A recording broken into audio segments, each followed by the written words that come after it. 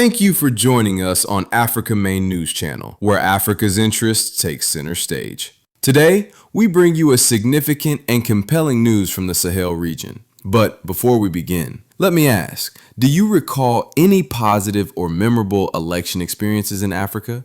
If your answer is no, well, you are for a treat. Burkina Faso's government have disbanded the country's electoral commission, calling it a waste of money. The Interior Ministry will handle elections in the future, state-run RTB-TV reported. Since coming to power in September 2022, the country leaders have initiated sweeping reforms, including the postponement of elections, nationalization of the country's national resources, just to name a few.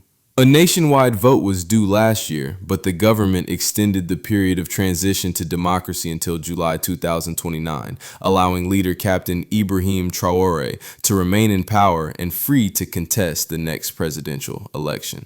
The Territorial Administration Minister Emile Zerbo said that the Electoral Commission was subsidized with around $870,000 or $490,920,250 West African CFA franc a year. Abolishing the commission would reinforce our sovereign control on the electoral process and at the same time limit foreign influences. After coming to power 3 years ago, amid criticism that the civilian authorities were failing to deal with a growing Islamist insurgency, the Burkina Faso leaders have rejected the assistance of former colonial power France in favor of Russia. What do you think about the abolition of the Electoral Commission? Do you think Africa, or the Sahel region in particular, needs an election every 4 or 5 years? Most European countries are governed by prime ministers, while also having either a president or a monarch as head of state. In the case of monarchies, kings typically remain in power indefinitely.